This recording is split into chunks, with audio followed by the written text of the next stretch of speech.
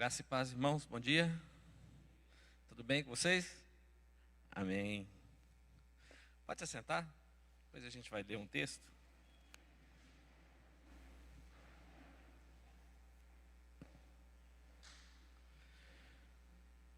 Antes de iniciar, eu queria só contar aqui não sei se podemos chamar de testemunho, mas um fato muito interessante que aconteceu na nossa célula e que me motivou a trazer essa mensagem hoje. E queria compartilhar isso com os irmãos, porque foi precioso. Quem participa das células aí sabe a importância que nós damos às nossas reuniões nos lares. Cumprimento a você que nos acompanha aí também pela internet, pela rádio. Sejam bem-vindos. Nós trabalhamos com as nossas células há muitos anos e uma das maiores experiências que eu já tive na minha caminhada foram nesse ambiente, um ambiente muito, muito simples, né? na nossa casa. E um dia desse a gente preparou lá em casa, eu e a Ada, a gente está voltando agora das células, né? Muitos ainda não estão vindo. E nós separamos lá as cadeiras, ficamos lá esperando. E daí a pouco chegou, né, um dos membros da célula, ele é bem assíduo assim, ele tem 7 anos, com um violãozinho nas costas, junto com a mãe dele, e sentou lá. E ela começou a contar que ele chegou da aula, eles chegaram muito cansados, ele tomou banho rapidinho, botou o violão nas costas, sentou na sala e ficou esperando a mãe dele. A mãe dele aquele dia não estava pensando em ir, estava cansada. E ele falou: mãe, está na hora da célula, precisamos ir para a casa do pastor Reinaldo. E ela, cansada e tudo, ele falou: nós não vamos nos tornar uns desigrejados, né? E acabou que ela foi. Naquele dia, o Tatão não pôde ir para a célula. E ele, com o violãozinho dele, queridos, ele fez o louvor da célula naquele dia, do jeitinho dele. Participou do nosso quebra-gelo. E durante ali, né, quando nós começamos a mensagem, ele falou: mas nós não vamos transmitir para aqueles que não vieram? E aquilo que tocou profundamente no meu coração, eu falei: como Deus está usando esse menino tão novinho assim, para nos despertar, né, nessa volta da pandemia, para algo tão grande e que muitas vezes nós negligenciamos. E aquele dia eu confesso para os irmãos que foi uma das células mais legais que nós fizemos. Acho que nós éramos 6 pessoas lá, eu, a Ada, ele, a mãe, acho que mais 2 pessoas, a Dorinha mais uma. Tivemos dias maravilhosos, mas esse ficou marcado e foi esses dias. E diante disso, eu sempre gosto de falar aqui da Ultimato, né?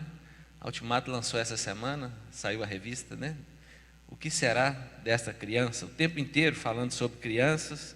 Tem um e-book lá no site que você pode baixar também, gratuito, falando sobre criança. E eu falei: eu vou levar uma mensagem hoje então para os irmãos, para que nós possamos falar sobre crianças. E o mais interessante é que sempre que termina a nossa célula, a gente prepara um cafezinho, né? Como não está podendo compartilhar, ter essa comunhão na célula, Ada só preparou um cafezinho.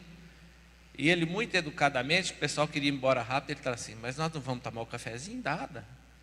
E ele subiu lá em cima, sentou conosco à mesa, tomou o cafezinho, querido. O menino fez questão de tomar o cafezinho da Ada, né? Tomou o cafezinho, comeu seus biscoitinhos ali, despediu e foi embora. E aquilo ficou impregnado no meu coração, porque eu sei que o Senhor estava presente naquele lugar. Eu sei que quando nós fazemos as nossas células, Deus se faz presente lá nas nossas reuniões. Então eu sabia que de uma forma extraordinária Deus estava abrindo o nosso entendimento. E a Bíblia nos conta que Jesus, na sua caminhada de 3 anos aqui na terra, 3 anos e pouco, né, do seu ministério, 33 anos aqui na terra, mas nos 3 anos e pouco ele separou uns homens comuns, alguns discípulos ali, pescadores, para serem pescadores de homens. Homens humildes, simples, mas que Jesus confiava neles. Não eram homens perfeitos. E Jesus começa a ensiná-los sobre o reino dos céus. Jesus começa a ensinar para eles sobre o evangelho do reino, começa a mostrar o caminho do arrependimento. Jesus começa a preparar esses discípulos, eles têm algumas experiências com Jesus. Jesus fala para eles da cruz, de como morreria. Jesus transfigura diante de algum deles para que pudessem ter a percepção da glória de Deus através da vida de Jesus. E um dia andando na Galileia, sentido a Cafarnaum, talvez a casa de Pedro, como muitos assim entendem, Jesus começa a perceber que, lá em Lucas, não precisa de abrir ainda, os discípulos começam a discutir sobre qual deles seria o maior. Os discípulos começam a discutir isso na caminhada. E Jesus percebe essas coisas porque Jesus conhecia os seus pensamentos. Assim diz a palavra do Senhor. Antes de iniciar, eu quero te dizer que o Senhor se faz presente nesse lugar, amém? E que Ele conhece todos os seus pensamentos. Não duvide disso. Ele sabe exatamente o que você está pensando nesse momento. E Jesus, a Bíblia vai nos mostrar que Jesus agora na casa, eles entram numa casa, alguns acreditam que é a casa de Pedro, onde eles ficavam. Jesus agora está sentado ali com seus discípulos, talvez com os 12. A Bíblia diz que ele senta aos pés de Jesus. Quando eles chegam em Cafarnaum, Marcos 9:33 vai dizer que estando em casa, agora que todos se assentaram, Jesus lhes pergunta sobre o que estavam discutindo no caminho. Ele já sabia, mas Jesus pergunta para eles. Eu te convido para abrir sua Bíblia, Mateus 18, 1-5. Diante desse contexto, Mateus capítulo 18, versículo 1-5. Vamos ler de 1-6. Acho que está ali no telão também, para quem não está com a sua Bíblia aí. Naquela hora, os discípulos se aproximaram de Jesus e perguntaram: quem é o maior no reino dos céus? Algumas versões vai dizer que os discípulos aos pés de Jesus perguntaram para Jesus: quem é o maior no reino dos céus? E Jesus, chamando uma criança, colocou no meio deles e disse: em verdade lhes digo, se vocês não se converterem, não se tornarem como crianças, de maneira nenhuma entrarão no reino dos céus. Portanto, aquele que se humilhar como esta criança, esse é o maior no reino dos céus. E quem receber uma criança tal como esta, em meu nome, é a mim que recebe. E se alguém fizer tropeçar um destes pequeninos que crê em mim, seria melhor para esse que uma grande pedra de moinho fosse pendurada ao seu pescoço e fosse afogado nas profundezas do mar.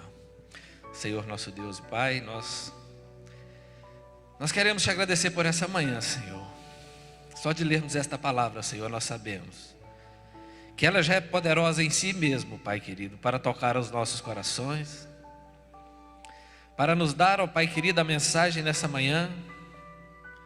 Mas eu te peço, ó Pai, em nome de Jesus, fala conosco mais uma vez, ó Deus. Usa-me, ó Pai, para entregar a tua mensagem nessa manhã, segundo tudo aquilo que o Senhor tem colocado em meu coração, Pai, que eu oro, te louvo e te agradeço em nome de Jesus. Ali há uma pergunta, querido: quem é o maior no reino dos céus? No coração dos discípulos, queridos, havia uma disputa. Alguns acreditam que é porque Pedro teve mais experiências junto com Jesus, muitas vezes, ele viu Jesus sendo a transfiguração, ele andou sobre as águas. Pedro foi aquele que Jesus pediu para que lançasse o anzol, pegasse um peixe para pagar ali os tributos. E eles também tinham João, que é aquele discípulo que Jesus amava muito, que tinha a liberdade de deitar ali, no peito ali de Jesus. Talvez Judas pensasse também que poderia ser ele maior entre eles, porque ele era o administrador, é o que cuidava das finanças. E alguns vão dizer que talvez até André, porque André poderia dizer: Pedro, mas quem te trouxe foi eu, então como se eu te ganhei. E aqueles homens, eles pensavam que Jesus já tinha dito que iria, e eles pensavam que quem ia ficar no lugar de Jesus era baseado no poder, na coragem, na boa administração. Para eles ali era uma conversa de gente grande, pastor. Agora somos nós os 12 com Jesus. Agora somos nós aqui, os escolhidos. Talvez pensasse que nem era um ambiente para ter criança. Mas como uma célula, querido, tinha um menino lá no meio. Eles estavam todos sentados, como a gente senta na célula, todo mundo no mesmo nível. Todos sentados, juntos, e eles estavam ao pé de Jesus. E tinha uma criança naquela célula. E Jesus pega aquele menino, traz para perto de si. Algumas versões vão dizer que ele traz no colo ali, pega aquele menino, bem pertinho dele, porque Jesus já havia percebido que um orgulho havia brotado no coração daqueles seus discípulos. Porque Jesus não desiste de ninguém, querido. Independente do que você passou, tem passado ou que vai passar. Jesus nunca desiste de ninguém, porque Ele conhece o meu e seu coração. E Ele sabe as grandes obras que Ele fará através da sua vida, se você abrir seu coração para Ele. Jesus sabia o que esperava esses discípulos. Jesus tinha um grande projeto para eles. Mas aquilo não podia ficar no coração daqueles discípulos.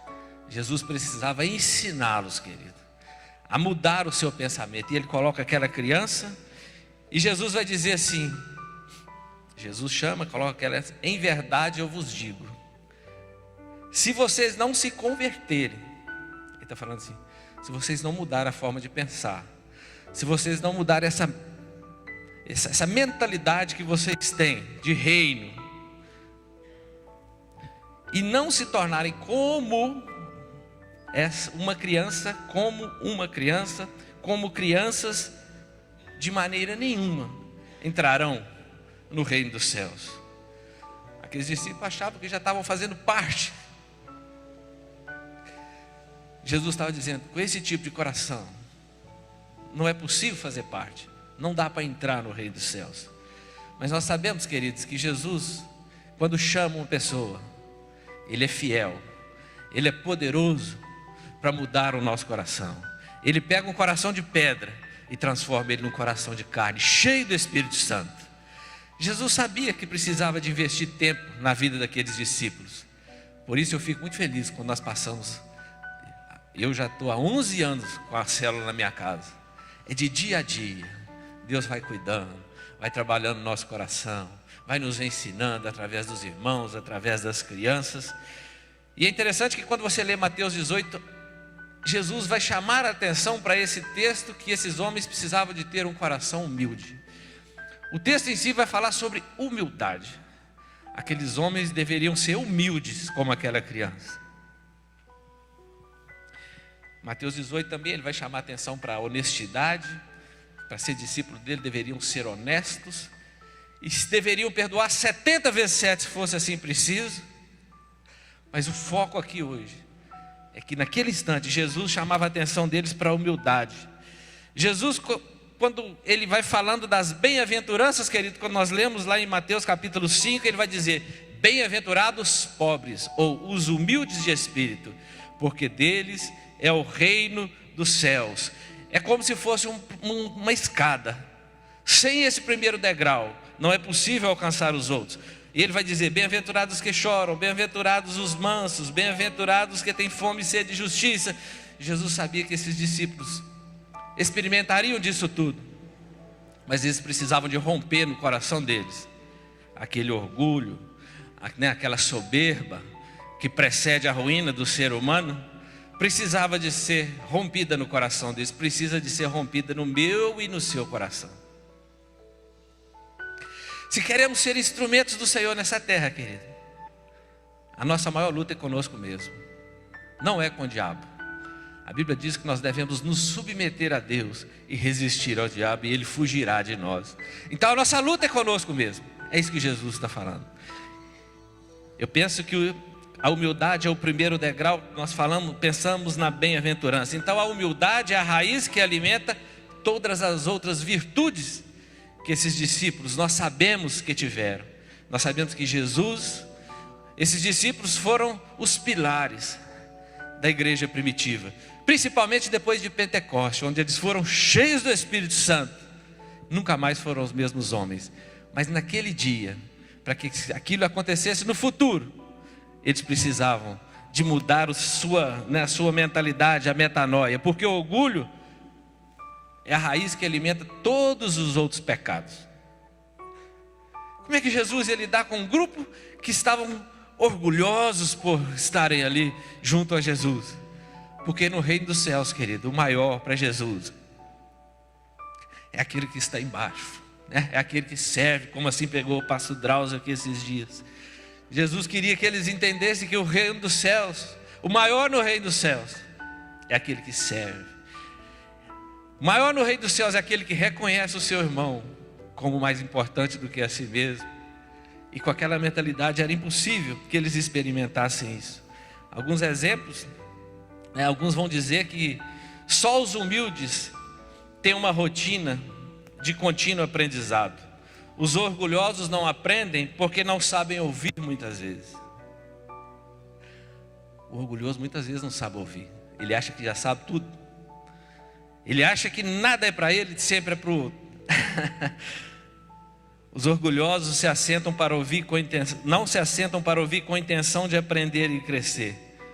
Por exemplo, é Caim. Deus disse para Caim que ele deveria lutar com aquele sentimento, que aquilo era para a morte no coração dele. Não ouviu, não tinha ouvidos, orgulhoso. A Bíblia diz que o maior orgulhoso era Satanás, ele caiu do céu como um raio. O orgulho entrou no coração dele, e ele... E Jesus, o mais humilde, subiu, né? Está à direita do Pai. Aquele que foi o mais humilde, subiu aos céus. Aquele que estava nos céus, que foi o mais orgulhoso, foi abatido, desceu como um raio, né? Eu fiquei pensando, e o Josué Gonçalves fala de 4 qualidades de uma pessoa ensinável. Uma pessoa ensinável, ela não acha que sabe de tudo. Uma pessoa ensinável, ela não acha que está sempre certa, ela não se vangloria, não é soberba, não é orgulhosa, não julga e não prejulga outra pessoa, né? Essas são algumas qualidades de uma pessoa ensinável. Sabe por que muitas pessoas sofrem, querido, nessa terra? E sofrem muito? Porque ela sempre acha que tem razão. E razão é diferente de ser feliz.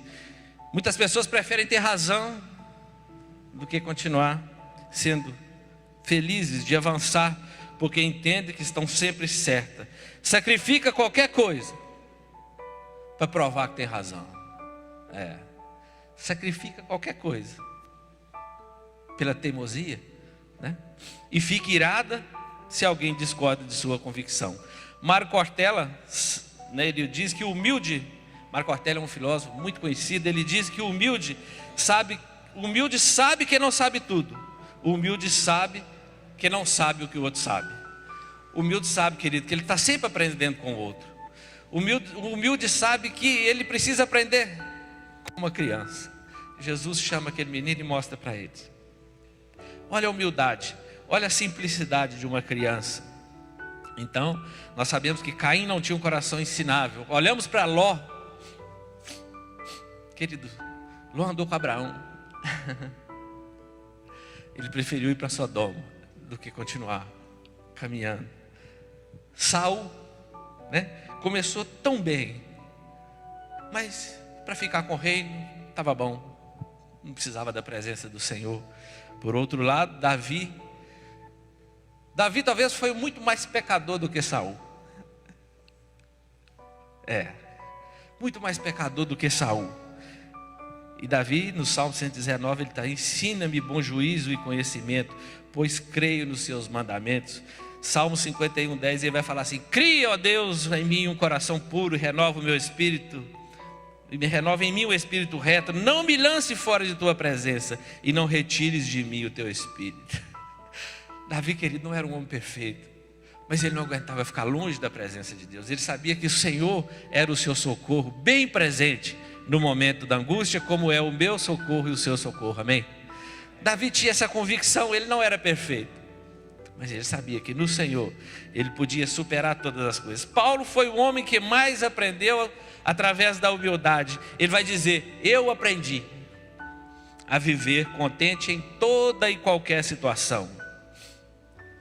E ele também vai dizer assim: quando eu era menino, eu falava como menino, sentia como menino, pensava como menino. Quando cheguei a ser homem, destituí das coisas próprias de menino.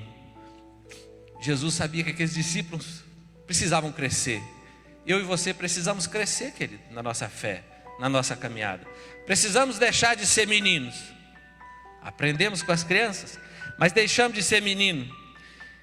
Gente que não ouve e não amadurece, querido. Jesus precisava ensinar os seus discípulos então sobre humildade. E ele fala: se vocês não se converterem, não se tornarem como essa criança. Ele nos fala de uma humildade que nós precisamos de aplicar na nossa vida, que nós aprendemos com as crianças. Criança perdoa fácil, sim ou não? Você viu como é que menino perdoa na facilidade? Com nós, os maiores, né, os adultos, aí já não é bem assim. Menino pede ajuda com maior facilidade.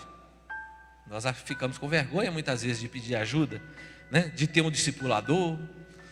Ah, mas eu não quero contar a minha vida para ninguém. Você vai ter um discipulador, você precisa contar a sua vida, você precisa de alguém para te acompanhar. Menino não tem vergonha nenhuma de chorar, principalmente quando ele está com dor. Como é que está seu coração? Está se segurando? Chora, querido, na presença do Senhor. Menino corre atrás da mãe, quando leva um tombinho à toa, ele corre atrás da mãe, né? Ele reconhece sua fraqueza, ele confessa que tem medo, tem medo de certas coisas, reconhece que precisa de ajuda, precisa de proteção. As crianças não têm ilusões sobre si mesmas, sabem que precisam de ajuda, têm medo de escuro, sabe que o desconhecido pode ser uma ameaça e que precisam de segurança.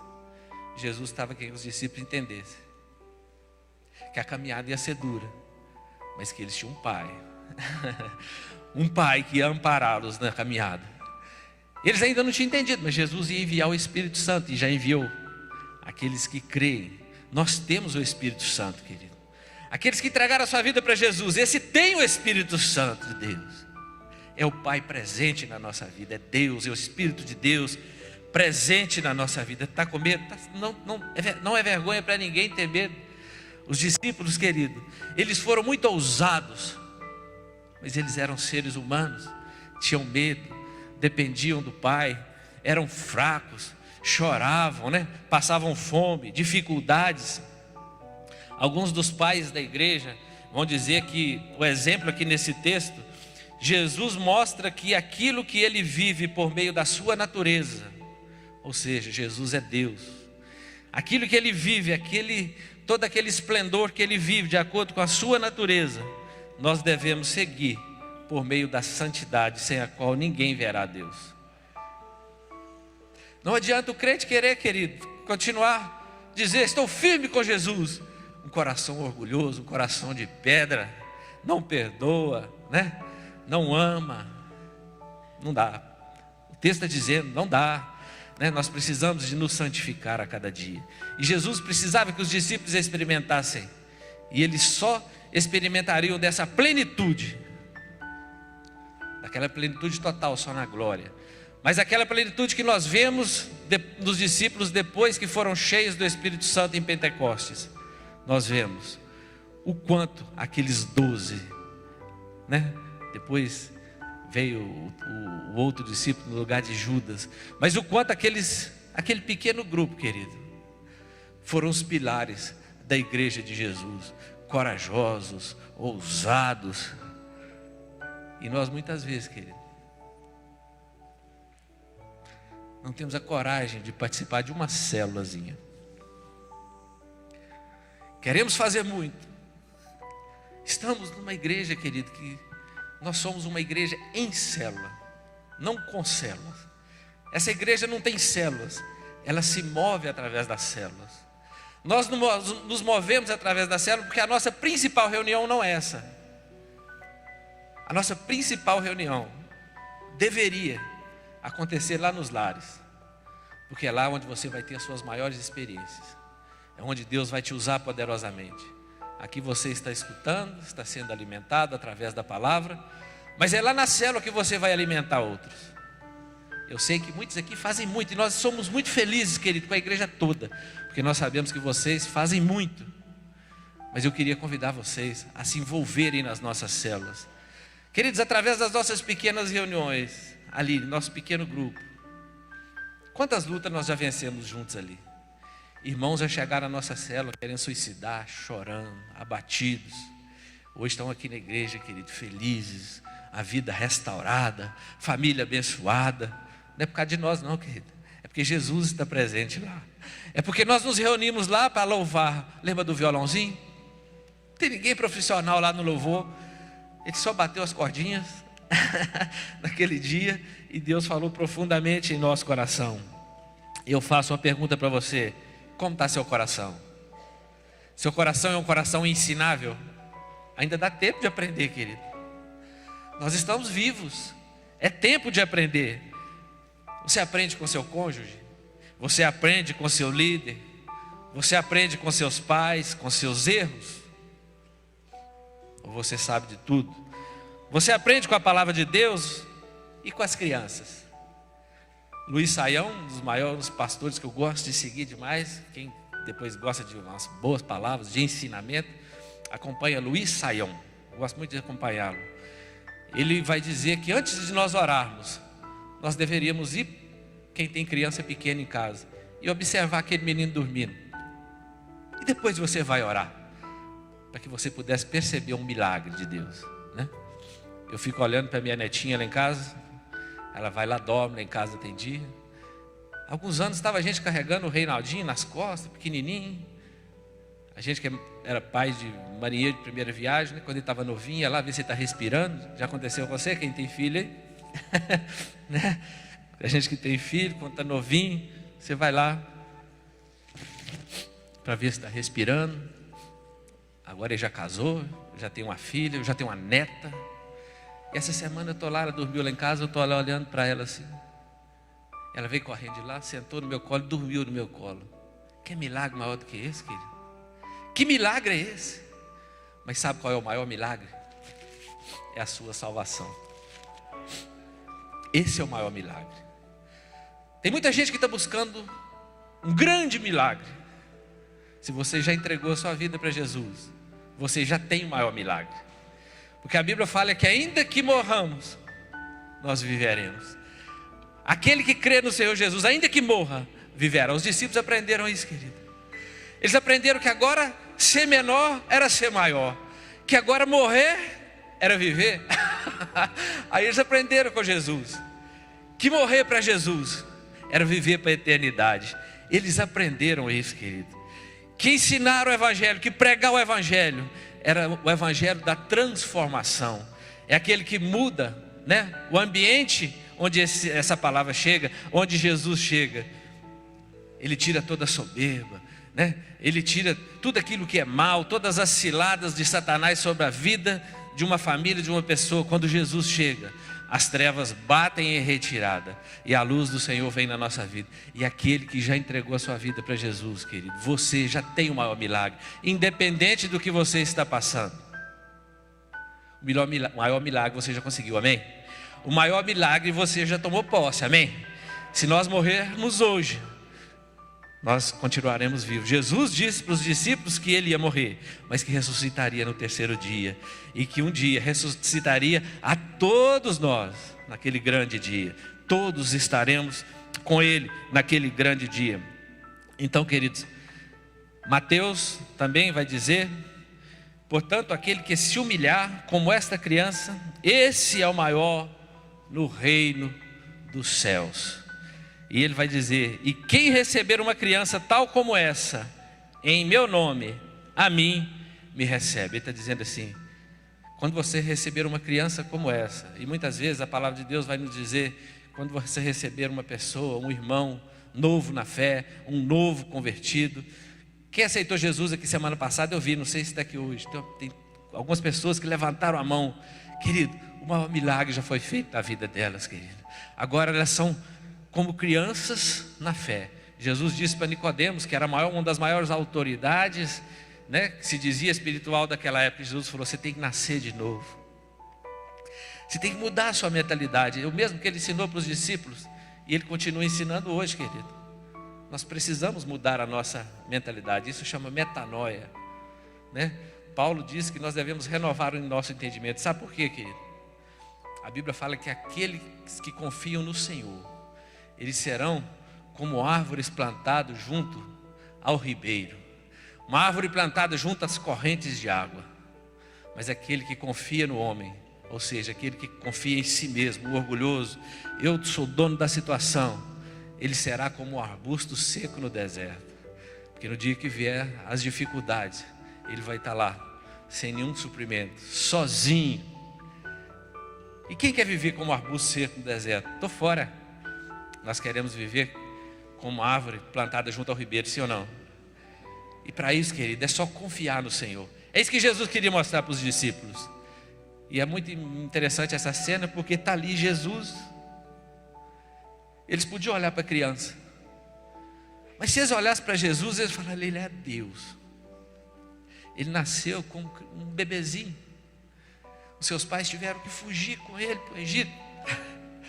Os seus pais tiveram que, Maria teve que amamentar Jesus, trocar a fraldinha de Jesus, cuidar dele, querido. Deus, do seu esplendor, da sua glória, Ele veio nessa terra e se fez ser humano como nós, viveu como nós. Jesus viveu como nós, para nos ensinar a nós devemos amar uns aos outros. Pedro vai dizer: amados, amemos-nos uns aos outros. Aquele que não ama não conhece a Deus. O apóstolo Pedro vai dizer: quem não ama o seu irmão, esse não conhece a Deus. Porque essa é a essência que Jesus veio nos ensinar. Por isso que Jesus falou: se alguém fizer tropeçar um desses pequeninos, sabe, queridos, nossos irmãos na fé, que o Senhor que confia aos nossos cuidados, e muitas vezes nós, de alguma forma, né, diante da nossa arrogância, muitas vezes fazemos com que essas pessoas tropecem. E Jesus está falando para nós tomarmos cuidado com isso, que nós deveríamos amarrar uma pedra no nosso pescoço e pular no mais fundo do mar, porque fazer mal aos pequeninos aquele que Ele ama. Então seus discípulos não poderiam continuar com o coração orgulhoso. Eles precisavam de ser humildes e entender que a dependência deles era de Deus. Era a coisa mais extraordinária, só que eles não tinham entendido. Mas nós hoje temos esse entendimento. E de uma forma muito prática, eu sei que vocês já assistiram o vídeo lá de Moçambique que passou aqui esses dias. Mas eu queria que você assistisse esse vídeo de novo de uma forma diferente. Queria que você prestasse bem atenção no início do vídeo. Nós conhecemos um pouco da história daqueles meninos lá, aqueles pequeninos. A maioria são órfãos. E eles estavam orando, queridos, sabe, para ter o quê? Cadeirinhas para estudar. Presta atenção na oração daqueles meninos. Lá em Moçambique, milhares de quilômetros. E Deus tem nos levantado, porque nós como igreja, nós aqui, nós, Comunidade Batista da Paz, para sermos canal de bênção na vida deles.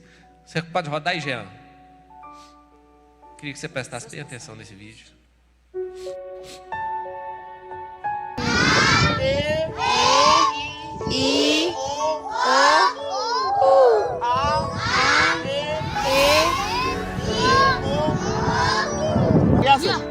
Hoje estamos sentados no chão, não é? Sim. Mas eu creio que Deus vai nos abençoar para que nós um dia possamos sentar onde? Na cadeira, não é? Sim. Então vocês também vão ter que orar muito para que Deus possa providenciar cadeirinhas para vocês, não é? Obrigado, Jesus. Pelo dia de hoje. Pelo dia de hoje. Abençoa minha vida. Abençoa minha família. Abençoa os missionários. Abençoa o projeto. Em nome de Jesus. Em nome de Jesus. Olá, me chamo Alexandre, sou membro do Instituto Minuto pela Vida e quero te convidar para conhecer o nosso projeto em Chimoio, Moçambique, África.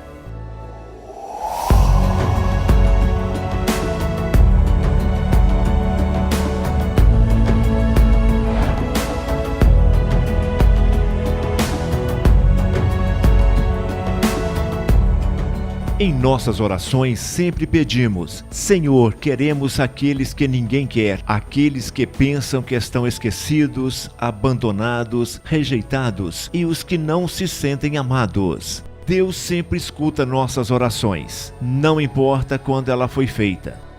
Final de 2020, no meio de uma pandemia mundial, Ele nos enviou 2 irmãos órfãos de pai e mãe que trabalhavam no campo para conseguir comer uma vez por dia.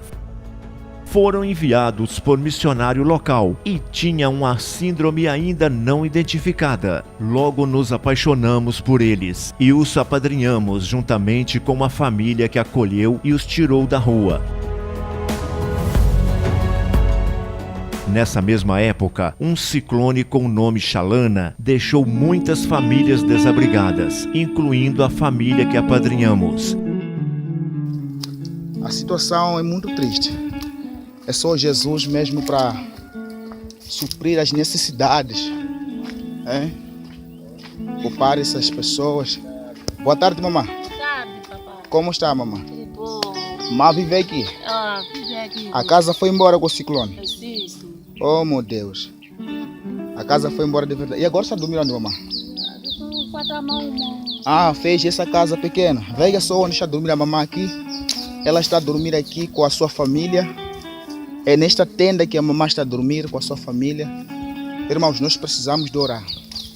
Precisamos de orar muito para que Deus possa atender a situação de cada família aqui. Você dorme aqui com 5 crianças, mamãe?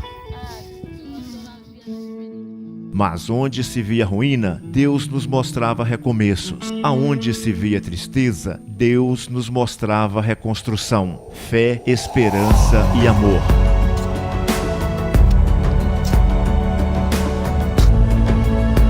Pela fé, conseguimos ver vidas sendo transformadas. Pela fé, pessoas acreditaram naquilo que Deus colocou em nossos corações e começaram a se juntar a nós para gerar vida e transformação naquele lugar. Pela fé, nós posicionamos e trouxemos à realidade aquilo que ainda não existia e assumimos a responsabilidade sobre aquelas vidas. Porque vivemos pela fé e não pelo que vemos. Hoje, menos de um ano do projeto, construímos junto com parceiros a Vila do Amor, onde cuidamos de 5 famílias mensalmente em todas as suas necessidades. Cada uma delas receberam uma casa nova, a maioria tem alguma doença rara ou deficiência. Também mantemos 100 crianças com aulas de reforço e alimentação. Vamos orar. Obrigado, Jesus. Abençoa nosso lanche. Em nome de Jesus. Abençoa nossos missionários. Estamos construindo a nossa sede própria, onde funcionará a nossa escola, área de lazer e esporte, e também o Sisteminha, que é um sistema integrado para a produção de alimentos. Essa ampliação irá atender não só as famílias assistidas pelo projeto do Instituto, mas toda a comunidade como um todo.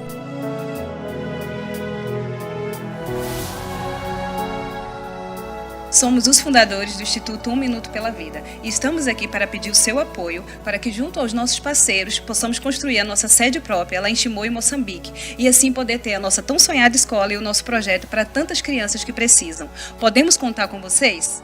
1 minuto de sua atenção pode transformar muitas vidas. Obrigado, papai. Eu te agradeço. Em nome de Jesus. Eu te agradeço. Do coração. Do coração. Em nome de Jesus. Amém. Uma salva de palmas para Jesus.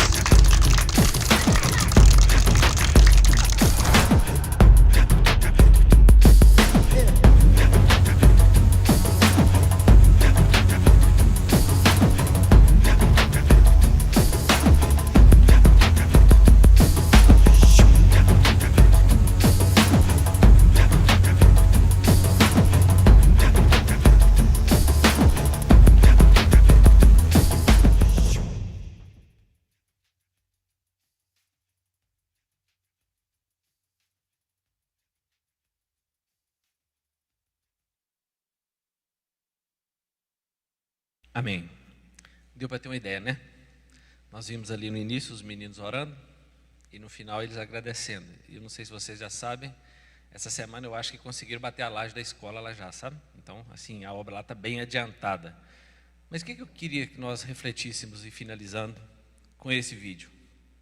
Queridos, se nós nos envolvermos, nós nos tornarmos uma igreja forte, de pessoas humildes, mas fortes, nós podemos fazer muito mais. Nós podemos implantar, que nós temos um projeto que chama Movimento ao Amor. Deus já colocou no nosso coração para suprir a necessidade nessa cidade de muitos estudantes que vêm para cá. Até um dia que uma menina veio, passou aqui, né, os seus estudos, ficou aqui no final de ano e não tinha dinheiro para ir para casa. Essa menina se matou aqui no centro da cidade, é notório para todos. E naquele dia Deus colocou no nosso coração que nós precisávamos de fazer algo. Nós precisamos de agir, porque nós somos igreja. E surgiu esse projeto Movimento ao Amor, e nós, com muita dificuldade, nós temos caminhado. Mas eu sei que nós podemos muito mais juntos, querido. Mas juntos. Por isso que eu disse, nós somos uma igreja que se move pelas células. É lá que nós vemos as demandas. Aqui vai todo mundo embora. Lá não, lá chegam as demandas. Você vai estar bem na sua célula, você vai deparar com demandas, você vai deparar com pessoas preciosas que Deus vai mandar para lá, para que você possa ser o canal de bênção, amém? Então eu te desafio a participar conosco. Tem só um textinho que diz que o egoísmo e a desunião do povo de Deus são um escândalo para a fé cristã. A causa principal desses problemas é o orgulho. Alguém se julgar mais importante do que realmente é. Foi o orgulho que conduziu o homem ao pecado no princípio. Quando cristãos vivem para si mesmos e não para os outros, é inevitável que haja conflitos e divisões no meio da igreja, no seio da família e para todos os lugares onde nós passarmos. Mas eu creio em nome de Jesus, que nós viemos aqui hoje para aprender com o Senhor Jesus, amém? Que eu e você, nós somos chamados para algo grande. E deixa, querido, Deus trabalhar no seu coração. Deixa Deus te ensinar humildemente. Dobra seu joelho lá no seu quarto e clama a Deus em secreto. E aquele que ouve em secreto te recompensará, amém? Aquele que ouve em secreto vai te dar discernimento e sabedoria para você saber o que fazer, como fazer, quando fazer. É Ele, amém? Vamos ficar de pé? Vamos